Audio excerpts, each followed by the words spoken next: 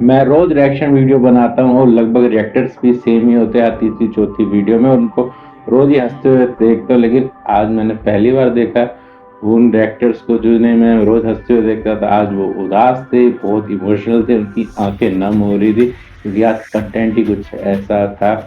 आज़ादी freedom fighters के लिए ट्रिब्यूट पे एक वीडियो बनाई गई बीजू द्वारा, बहुत बढ़िया डॉक्यूमेंट्री है, दिल को उदास कर देगी, इमोशनल कर देगी। बहुत आप आंखें नहीं हटा पाओगे उस कंटेंट से, जो वो दिखा रहे बहुत बढ़िया बनाई गई है।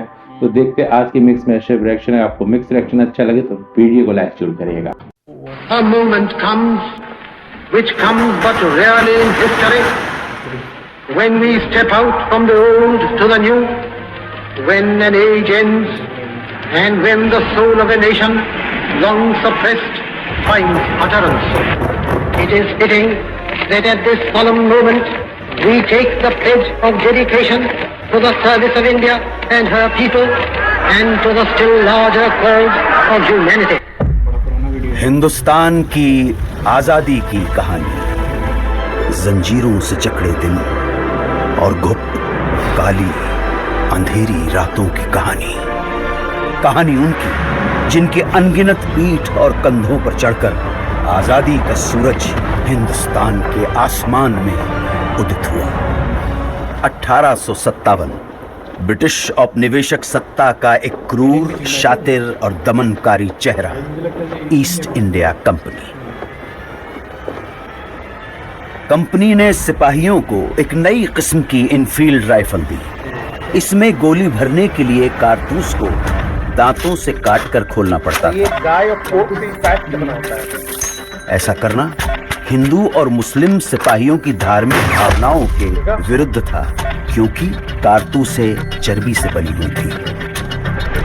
और इन्हीं परिस्थितियों में अंग्रेजों के खिलाफ ऐतिहासिक विद्रोह का शंखनाद करने वाले प्रथम नायक थे मंगल पांडे।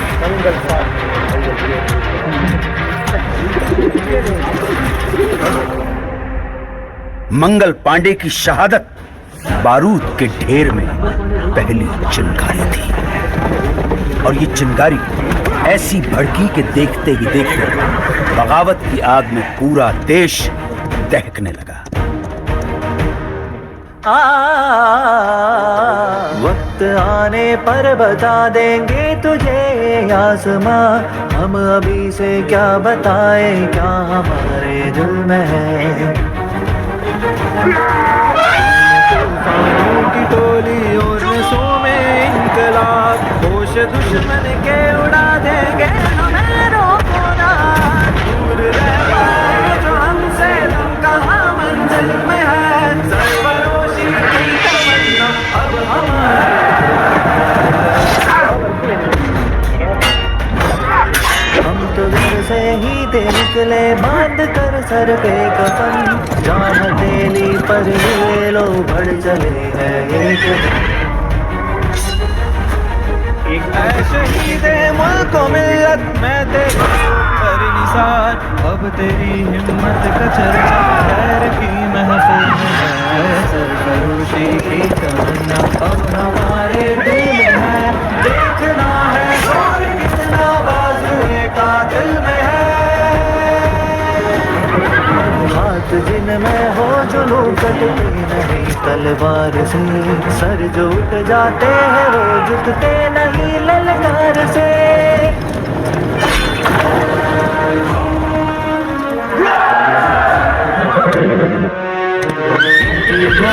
छोड़ चले हम झांसी के मैदानों में, जहाँ खड़ी है लक्ष्मी बाई मर्द बनी मर्दानों में। हर बोलो के वो हमने खूब लड़ी मर्दानी, वो तो झांसी वाली रानी थी। अंग्रेजों ने इस विद्रोह को निर्ममता से कुचल दिया। ब्रिटिश फौज द्वारा दिल्ली पर कब्जे के बाद आखिरी मुगल बादशाह बहादुर शाह जफर गिरफ्तार कर लिए गए। लाखों हिंदुस्तानियों को बर्बर तरीके से मौत के घाट उतार दिया गया।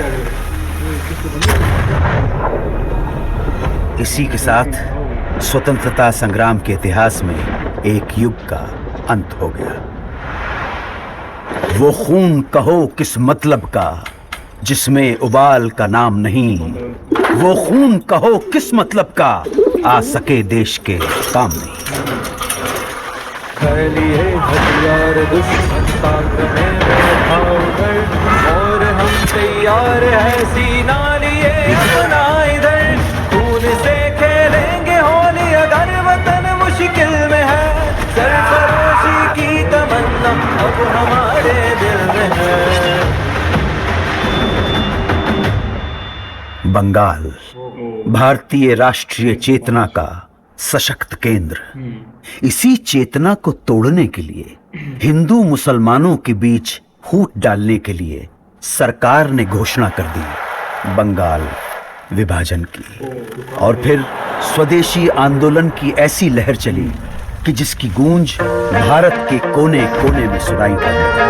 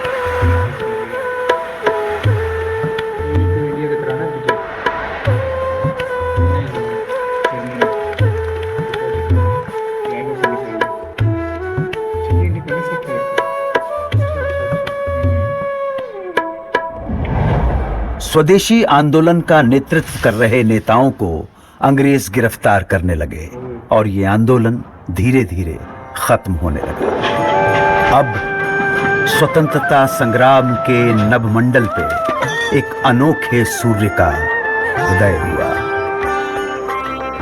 वैष्णव जन तो तेने कहिए जे पीड़ पराई जाने रे, पर दुखे उपकार करे तो मन अभिमान लाने रे।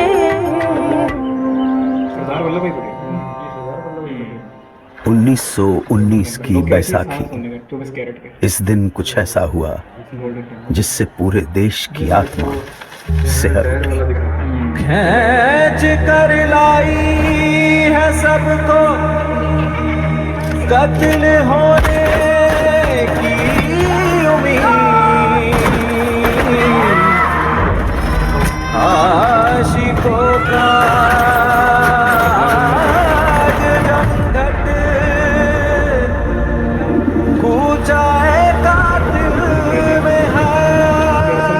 स्वतंत्रता संघर्ष को अब अगले मुकाम तक ले जाने के लिए महात्मा गांधी ने अहिंसक असहयोग आंदोलन की घोषणा की। इसका उद्देश्य स्वशासन की स्थापना और स्वराज्य की प्राप्ति थी। जनता ने इस घोषणा को हाथों हाथ लिया। लोगों ने सरकारी नौकरियों का, अंग्रेजी स्कूल कॉलेजों का, विदेशी कपड़ों और सामानों का बहिष्कार करना शुरू कर दिया और जनता स्वदेशी वस्तुओं का इस्तेमाल करने लगी। आंदोलन अपने उफान पर था।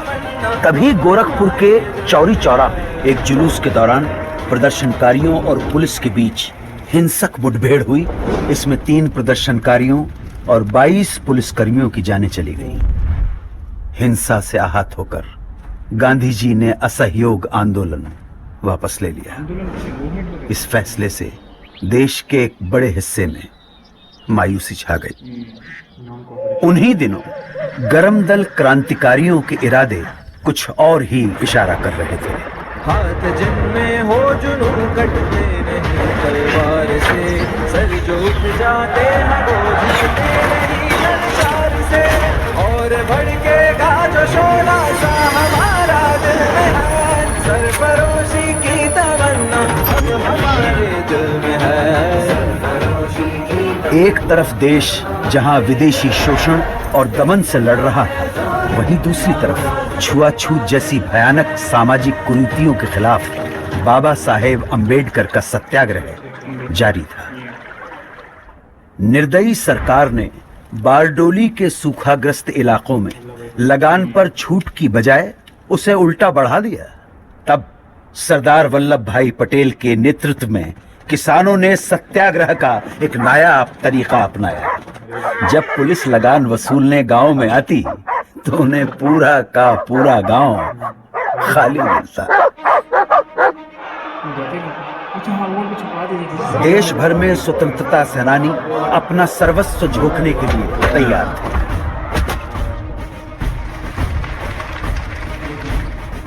आजादी की लड़ाई अपने चरम की ओर बढ़ रही थी।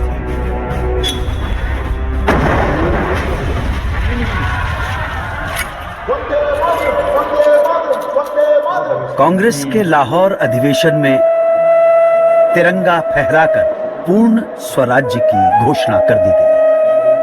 पूर्ण स्वराज्य का अर्थ था भारत की अपनी संप्रभुता। अब यहां से पीछे हटना नामुमकिन था।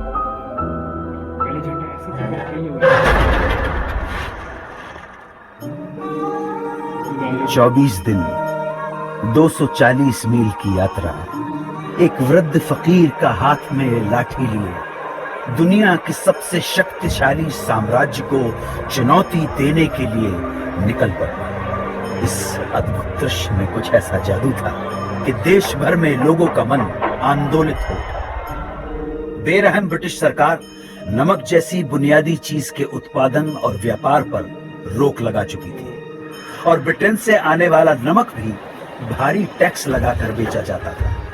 तब गांधी जी ने इस नमक को ही आजादी के लिए संघर्ष का मारक हथियार चुन लिया। दांडी तट पर गांधी जी ने मुट्ठी भर नमक उठाकर ऐलान किया कि इस कदम से ब्रिटिश साम्राज्य की नींव हिलाई जा रही है। उन्होंने नमक बनाकर कानून तोड़ दिया और इसके साथ ही देश भर में सत्याग्रह की पुरजोर लहर चल पड़ी। देखते ही देखते मद्रास, कालीकट, असम, बंगाल, आंध्र प्रदेश और देश के दूसरे इलाकों में भी नमक यात्राएं शुरू हो गई। खुदाई खिदमतकार अब्दुल गफ्फार खान के नेतृत्व में 50,000 अमन और सुकून के साथ सत्याग्रहियों का समूह किस्सा ख्वानी बाजार में पुलिस ने इस समूह पर खुलेआम गोली चला दी।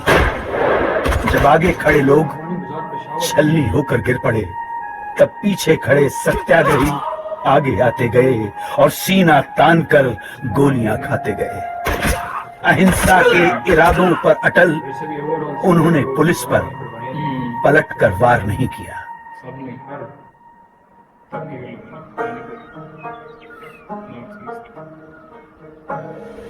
मन समर्पित, तन समर्पित और ये जीवन समर्पित, चाहता हूं देश की धरती तुझे कुछ और भी दे।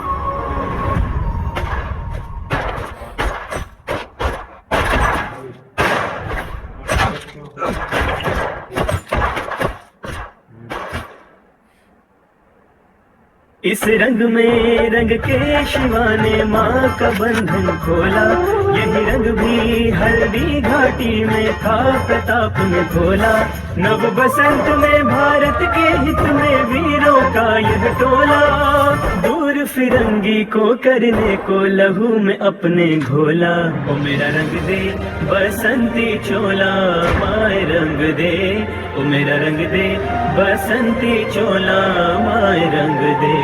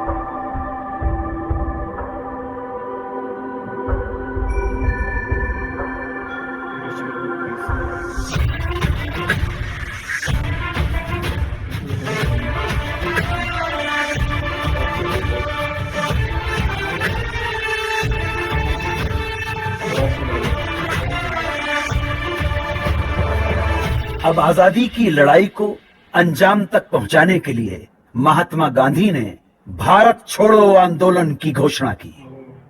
उन्होंने देश की जनता को एक महामंत्र दिया, करो या मरो, या तो हम भारत को आजाद कराएंगे या इस कोशिश में अपनी जान दे देंगे। इस आह्वान के कुछ घंटों बाद ही सरकार ने गांधी जी को, नेहरू जी को, अबुल कलाम आजाद सहित प्रमुख कांग्रेसी नेताओं को गिरफ्तार कर लिया और तब दूसरी पंक्ति के स्थानीय नेताओं ने आंदोलन की कमान संभाल ली।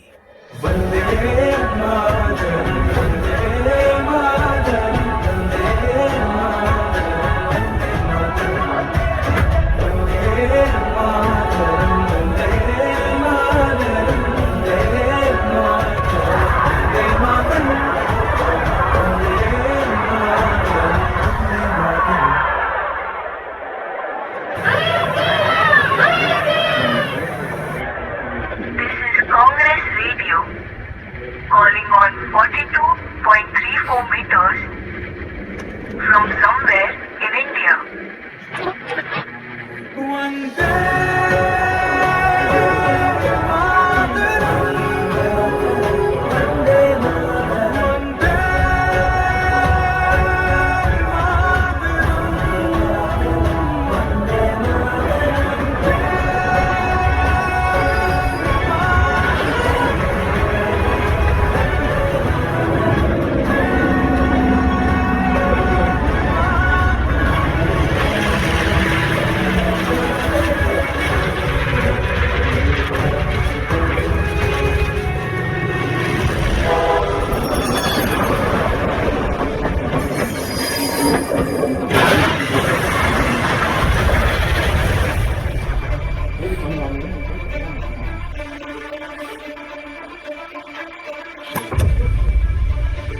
भारत छोड़ो आंदोलन एक निर्णायक बिंदु था। इस आंदोलन में पूरा देश कूद पड़ा। पुलिस थानों, कचहरियों, रेलवे स्टेशनों और अंग्रेजी सत्ता के दूसरे प्रतीकों पर कब्जा कर उन पर तिरंगा फहराया जाने लगा। बौखलाई सरकार ने न सिर्फ लोगों के साथ मारापीटी की, न सिर्फ भारी संख्या में लोगों की गिरफ्तारियां हुई, बल्कि कई बार तो फौजी हवाई जहाज से निहत्थे लोगों पर गोलियां तक बरसाई।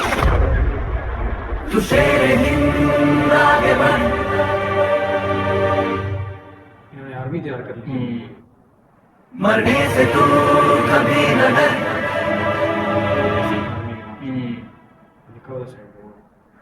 अंग्रेजी अत्याचार के प्रतिघात में नेताजी सुभाष चंद्र बोस के नेतृत्व में उन्हीं दिनों जापान, मलय और बर्मा में आजाद हिंद फौज के झंडे तले एक प्रखर सैन्य मुहिम जारी थी। कदम कदम बढ़ाए जा, खुशी के गीत गाए जा, ये जिंदगी है कौम की, तू कौम में तू है हिंद, आगे बढ़ तू कभी न डर, दुश्मनों का सर कदम बढ़ाए जा।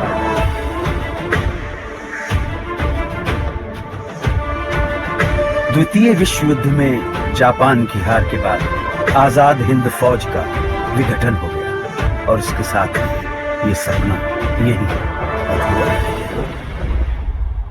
अब भारत की स्वाधीनता का अंतिम युद्ध प्रारंभ हो चुका था। आजादी के दीवाने अपने अथक सामूहिक संघर्ष और कुर्बानी की धधकती लौ में सदियों की गुलामी और शोषण की जंजीरें पिघलाने की कगार पर थे। ये क्षण आसमान के सीने पर तिरंगा फहरा देने का क्षण था।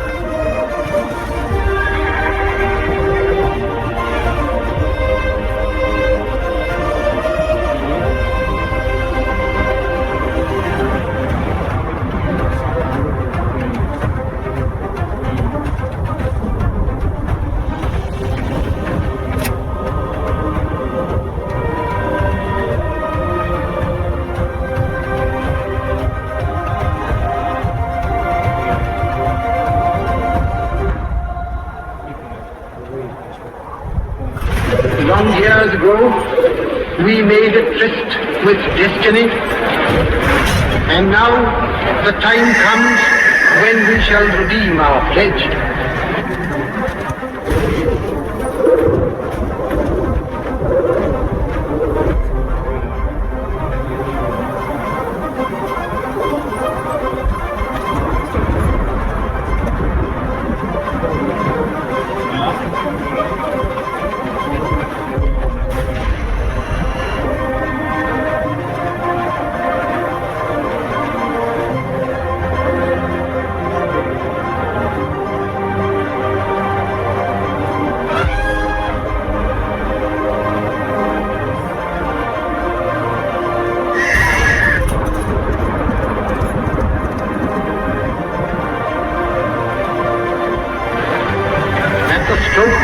night hour, when the world sleeps,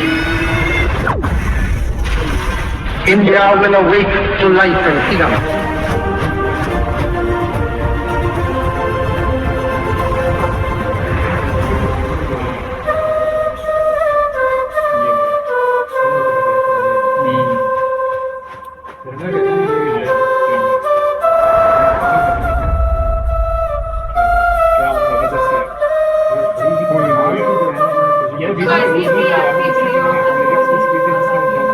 अभी भी कानों में गूंज रही है सारे जहां से अच्छा की टोन। यस, बहुत बेहतरीन वीडियो बनाई गई थी। Heads off to editors, animators जिन्होंने भी वीडियो बनाई थी।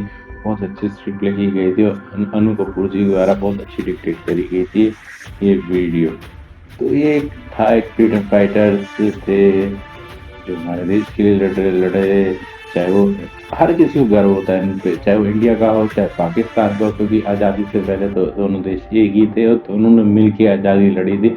इसलिए हमारे पाकिस्तान के भाई बहन भी ये वीडियो में फोकस हो रहे थे, जबकि जो बीजू की एडवर्टाइजमेंट है वो इंडिया को फोकस करके बनाई गई थी। तो आपको कैसी लगी मिक्स सेक्शन, मुझे कमेंट सेक्शन में बता सकते हैं। मिलते किसी दूसरी वीडियो में। Bye bye, take care, thanks for watching.